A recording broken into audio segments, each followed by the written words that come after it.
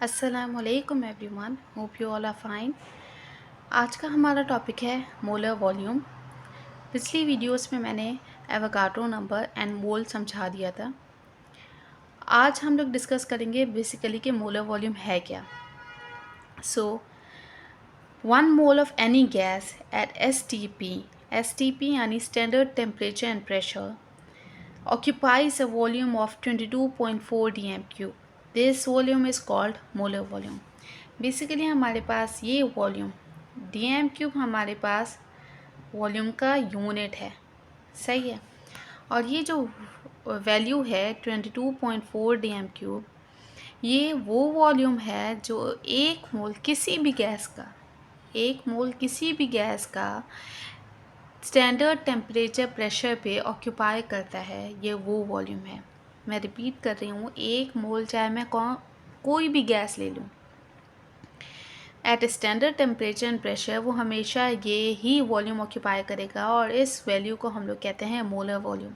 Molar volume इसलिए कहा जाता है क्योंकि ये है तो बेसिकली वॉल्यूम की वैल्यू है।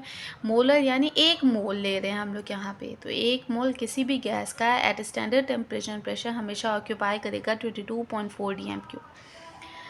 जैसे 1 mole of any gas at STP is equals to 22.4 dm cube. अगर मैं H2 गैस ले रही हूँ तो उसमें भी 22.4 dm क्यूब वॉल्यूम ऑक्यूपाई करेगा और इसका मॉलिक्यूलर मास क्या है, 2 ग्राम। जब मैं मोल समझा रही थी तो उस टाइम मैंने कहा था कि किसी भी सब्सटेंस का मॉलिक्यूलर मास और उसे हम लोग ग्राम में एक्सप्रेस कर दें तो वो मोल होता है, एक मोल। तो एक मोल के अंदर 1 मोल ऑफ H2 इसका वेट क्या होगा, 2 ग्राम होगा, ये उसका मॉलिक्यूलर मास है। और एक मोल कितना वॉल्यूम ऑक्यूपाई करेगा, 22.4 dm क्यूब। अब मैं ऐसे ही दूसरी कोई गैस ले रही हूँ, 1 mole of NH3 gas. NH3 gas कितना वॉल्यूम ऑक्यूपाई करेगा, 22.4 dm क्यूब। अब इसका मॉलिक्यूलर मास क्या है, 17 ग्राम। 14 है हमारे पास नाइट्रोजन का और 3 हाइड्रोजन। 3 हाइड्रोजन प्रेजेंट हैं, एक हाइड्रोजन का एटॉमिक मास 1 है, तो 14 + 3 तो हमारे पास 17 आ गया।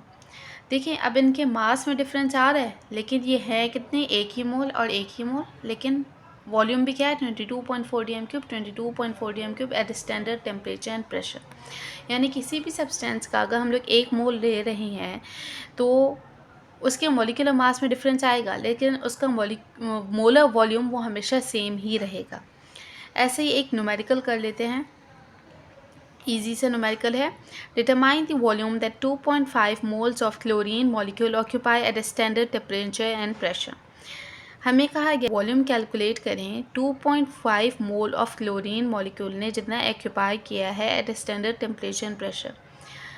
बस हमें सिर्फ क्या गिवन है, मोल गिवन है, और हमें कहा गया है कि वॉल्यूम आप कैलकुलेट करें। तो आप कहेंगे कि 1 mole of chlorine molecule eight STP हमेशा ऑक्यूपाई करेगा 22.4 dm क्यूब।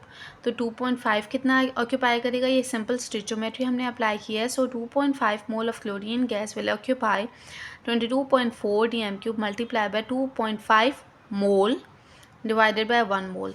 तो ये mole and mole cancel out हो जाएगा और यूनिट 22.4 dm क्यूब को मल्टीप्लाई कर देंगे 2.5 से, तो हमारे पास आंसर है 56.035 डेसीमीटर क्यूब।